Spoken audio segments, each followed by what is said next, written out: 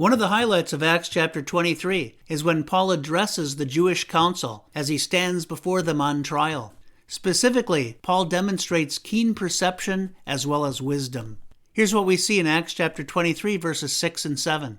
But when Paul perceived that one part were Sadducees and the other Pharisees, he cried out in the council, "Men and brethren, I am a Pharisee, the son of a Pharisee. Concerning the hope and resurrection of the dead, I am being judged." And when he had said this, a dissension arose between the Pharisees and the Sadducees, and the assembly was divided.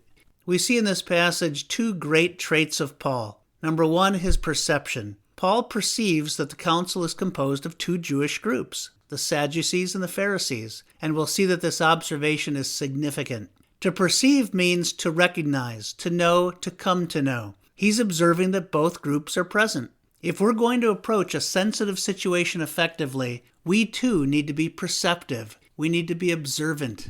And then a second great quality is Paul's wisdom. Paul addresses the council, "men and brethren," and he wisely declares that he's a Pharisee, the son of a Pharisee, and it's because of his hope in the resurrection of the dead that he's on trial. This is significant and brilliant because the Sadducees accept only the Pentateuch, the first 5 books of the Old Testament, as divinely inspired. They are the theological liberals of the day. Since the concept of resurrection is not directly stated in the Pentateuch, they reject it altogether, and thus they're not big on the idea of an afterlife as well. They focus on the here and now, living as good a life as they can.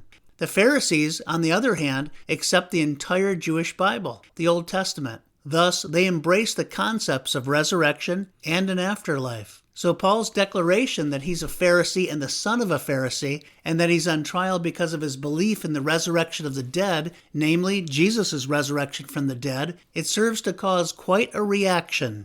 The common abhorrence of the council members to Paul and his message is dwarfed by the profound differences between the Pharisees and the Sadducees. Thus, Paul successfully divides and conquers and survives their scrutiny. So we see two of Paul's great qualities, his perception and his wisdom.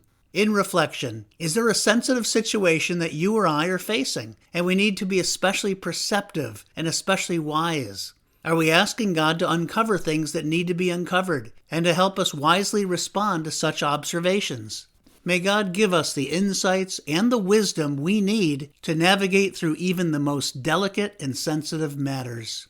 Thanks for listening.